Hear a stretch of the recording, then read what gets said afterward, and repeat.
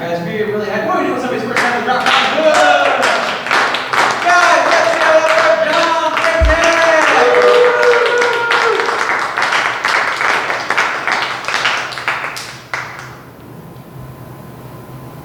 So the very next lady interacted with everybody, that's my mom.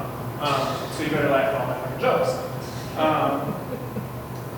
So I started doing this comedy thing, and I made it hard on myself. I recently went to another open mic night out in Valparaiso, and I saw the same comic that I saw here on Tuesday, there on Thursday, and he told the same jokes. And really quickly, I was like, wait a minute, you can do that?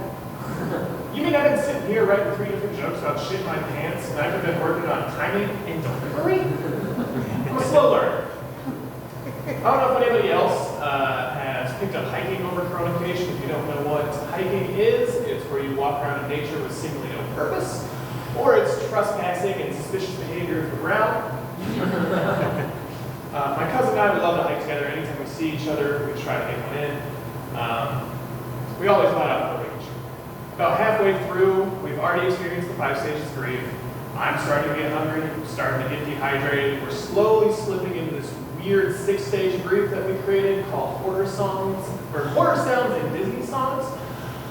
It culminates in us singing to a whole new world and like, let it go, mixed in with some desperate cries of agony and maniacal laughter.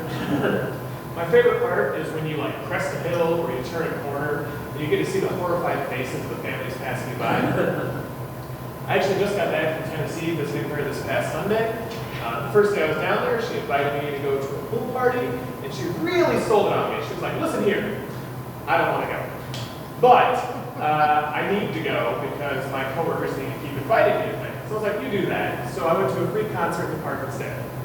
And I don't know if you've gone to a concert as an adult by yourself, as a man, but when you're standing there around hundreds of families looking at the crowd, and there's parents with their kids and everything, you look like a weirdo. You don't know what to do with your hands, you're getting clammy, you're starting to sweat.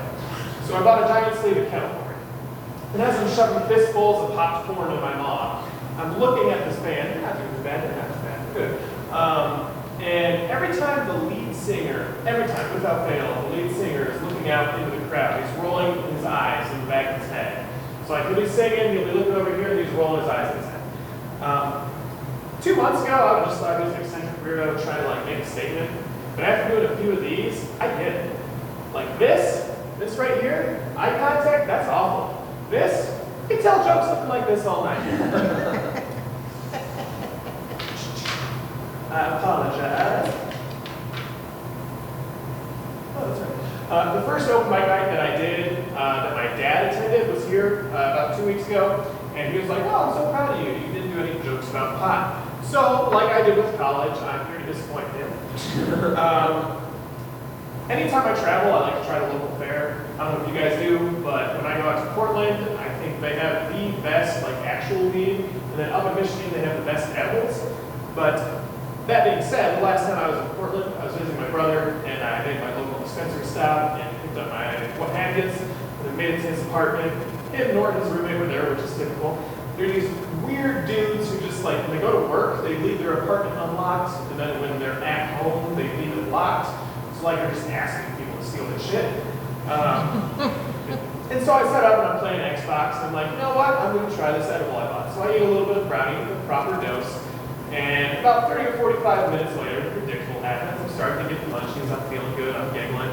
And I'm looking around their apartment, and I'm looking at the cabinets, there's nothing. I'm looking at the fridge, there's nothing. There's not a chip, a cracker, or a stick of butter. This is a true bachelor pad. I know we've all been there. So then I look over at the Xbox where I placed the brownie on top of it. It's looking extra delicious right now. And I don't know if anybody else here has made the mistake of eating a full edible after just taking a dose, but that's what I did.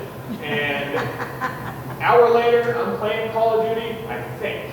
I'm doing great, I think. And somehow I managed to get on the phone with the local pizza shop, and they're like trying to decipher what I'm saying to them. And then, not too long later, my brother and his roommate come home, and they open their door, and it like stops. And they're like, what the fuck's going on here? And I look around the door, and there's me, passed out on the ground in a pool of my own drool. And next to me is a half-eaten large extra jalapeno jalapeno popper pizza. I'm not a great house guest. With the coronavirus going around, I'm sure we all have those friends who are posting conspiracy theory posts on Facebook. I don't know if this happens to you guys, but with me, they always seem to try to defend themselves with like an IQ test, like, this is my IQ, it's like 145.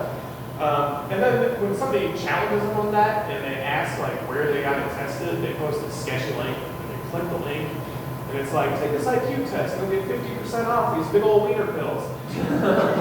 Then you click on the button, and it sends you to another page. It's like, choose one of these two. It's a dog. And there's a picture of a bulldozer, and then there's a picture of a dog with the word dog underneath it.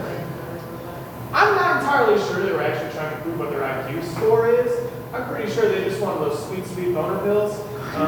Anyway, my name is John Freitag. That's my time. My IQ score is 135.